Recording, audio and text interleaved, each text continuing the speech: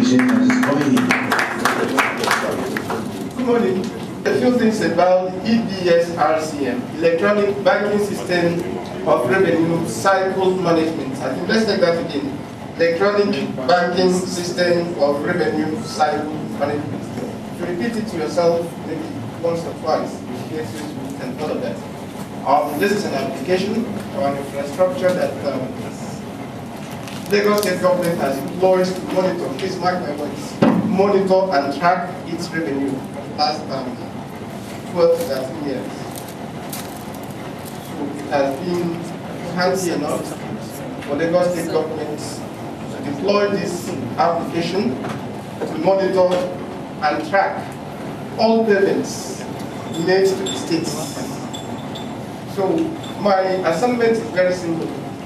Tell us how this application or how this infrastructure runs. But I have realized one thing of late that no matter how much we say, the underlying factor is computer literacy. For you to understand fully what we are talking about, you have to have the basic knowledge of computing and all of that. At least you should be able to click mouse, you should be able to, touch some mouse and maybe you won't ask the report to be able to do that.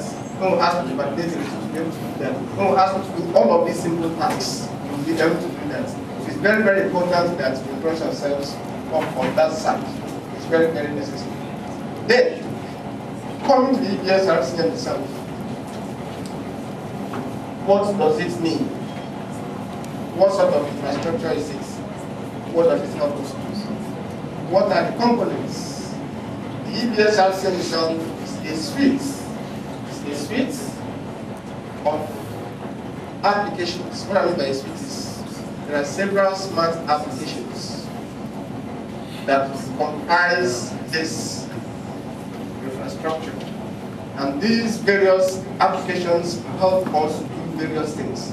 Summed up together in terms of revenue monitoring, in terms of revenue tracking, and then the deliverables that come out of it. I don't know if I'm communicating at all. Let me come down a little bit. Some of us are familiar with Microsoft Office, Microsoft Office Suite. If you go to Microsoft Office Suite, you see Microsoft Word, am I right? You see Microsoft PowerPoint, am I right? You see Microsoft Access, am I right? You see Microsoft Outlook, am I right? These are various applications under the umbrella Microsoft Office. EBS-RCM, if you come under the EBS-RCM, you have the EBS Manager. The last presenter talked about it, it's part of it. You have the ePay, which we tell you about. You have the other applications that allow us to validate the receipt that we're talking about. And then you have the ETCC. Then you have all other things that make it up. So all of them come under the EBS-RCM. So when we're talking about the EBS-RCM, we are not just simply talking about one particular thing. We're talking about a suite of applications that enable Lagos State government to monitor and track its revenue. That is what we are talking about. Now, talking about revenue tracking and revenue monitoring, let us state right from the off that all payments are made at the banks. All payments are made at the banks. No government agency or personnel or alpha beta staff is expected to collect revenue on behalf of the government. That's what the whole thing is.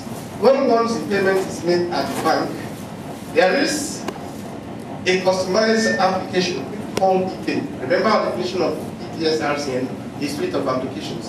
One is coming in there. There is a customized application at the bank, running at all the banks. That application is called ePay.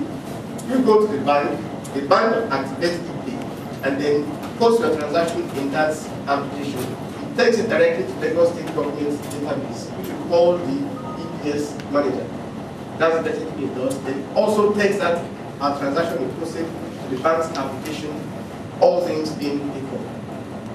What this tells us is that there is no interference in data flow. Whatever is posted at the bank is what the Lagos State government receives and is what the banking application receives. And this is done in an online, real-time basis. You understand what I mean by that? It is immediate. done within a split second. It is not that you shall go and come back. And what does that mean? What it means is that you receive your receipt immediately. That is a sore point, because I'm sure that during the question and answer session, some people will come up and tell us today that you are still not getting your receipts in time, that you still come back the next day, they still refer you to another day, or to come 7 days or whatever. But what we are saying here is that you go to the bank, you make your payments, that information is sent to Lagos State Government database and sent to the bank application, then your receipt comes out within seconds. How many? Within minutes? Within seconds. So there is no reason to ask you to come back another day for your receipt. We'll talk more about this when the time comes. Remember our basic definition. We are monitoring and are tracking revenue. Now, when once you have made that payment, your information is in the Lagos State Government database. At that point, we should be able to know who has paid, how much it has paid, where the payment was made, in the bank branch where that payment was made, the time the payment was made, and all of that. And nobody else can remove that money from that platform unless the authorization of the accountant general. And that you have to do through a series of data involving all the parties, the banks, and all of that. And that is what we call reversal. So that if you come back next time and say, give all details of this particular payment, we should be able to give you all the details about that payment. About the payer, his name, his address, his phone number, the amount he paid, the bank at which that payment was made, how much was paid, and every, in fact, the person who processed that payment, the bank where that payment was processed, and everything. That is what we mean by tracking payments that you have made. I don't know if that is clear. Is it clear? Remember, I'm a teacher. If I say something you don't understand, please indicate and I will come back. Now, when you now have your information in the system, that also serves as a sort of enumeration. Let us say take that you are a first-time payer, you've never paid before, and now you have gone to the bank, you made your payment. That means for us to issue a receipt to you, we must have created an account for you. We must have done what? Created an account for you, and that account creation is what we call the payer identification number. So for you to make payments to Lagos State Government, you must have an account, and that account comes to you in the form of payer identification number. The last presenter talked to you about it, said that everybody is tagged, everybody is uniquely identified. And that also places the kind of responsibility on all of us. If you know anybody who's supposed to be paying tax is not paying now, or you know of an institution, a school, a hospital, whatever, that's supposed to be paying tax is not paying now, all you need to do is search the database, it's available to you, my colleagues will be letting you go through that. Then invite the person. That's the end thing now. Invite the person into the database by creating the payer ID for that person. You have enumerated that person now. Someone will pick it up somewhere and then write a remittance notice for him and will come and make his payments to Lagos State Government. And that is our form of enumeration. Enumeration under the EBS-RCM is continuous. It's not something that is intermittent. It's continuous. You do it at all the time, and every stakeholder, which you are primary, is enabled to do that. So, when you are now in the system, the system should be able to tell us the last time you made any sort of payments to Lagos State Government, the last time you paid your tax, or the last time you had any transaction with Lagos State, financial transaction with Lagos State Government. Now, for example, your first contact with Lagos State Government was registration of a car. Now, you now have your details. Lagos State Government now has your details that you bought this big car and that you have registered it. But you have not paid your tax. So what should happen? Somebody should pick it up from there. So we are monitoring your payments debits. We are monitoring it. Or maybe the last time you made payment to Lagos State Government was in 2007. It will be there, and somebody should be able to pick it up and say, okay, fine, the last time you made payment, you paid your taxes was in 2007. What happened in 2008? What happened in 2009? What happened in 2010? Have you moved out of Lagos? Inquiry should be set up, and then the person should be found, and then properly assessed and all of that. So that all taxpayers, all eligible taxpayers, hardly have anywhere to run to, as long as the system is concerned.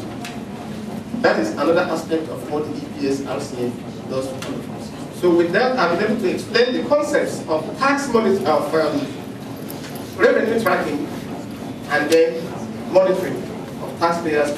Those are not the only things, of course. I've also talked about enumeration and then the tagging of all payers and all of that. There is also one more thing that the system does, and that is the the segregation of the entire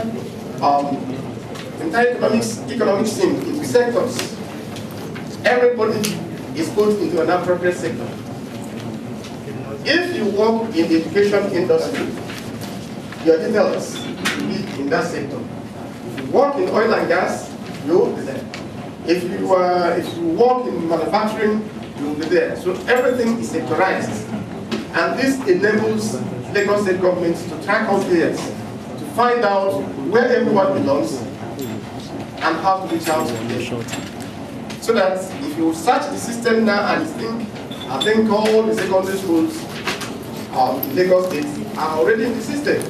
So if you know of anyone that is supposed to sit there that is not there, you simply add it. So through the sectors, we are able to monitor all the players. One, in the oil and gas industry, you have the names of all the companies that are in the oil and gas industry. If you work in the manufacturing sector, you should have all the names of the manufacturers or all the companies or industries that are there in the system. And this assists in tax computation, in tax assessments, in tax monitoring, in tax assessments, and all the rest of it. That is also a critical thing that we do under the EBS-RCM. Another thing we also do is to make sure that all payment items are coded and that all agencies of government are coded. Let me try to be closer now. We are talking about Lagos State government. Some of us look at it as a unified body, as one monolith, just one thing.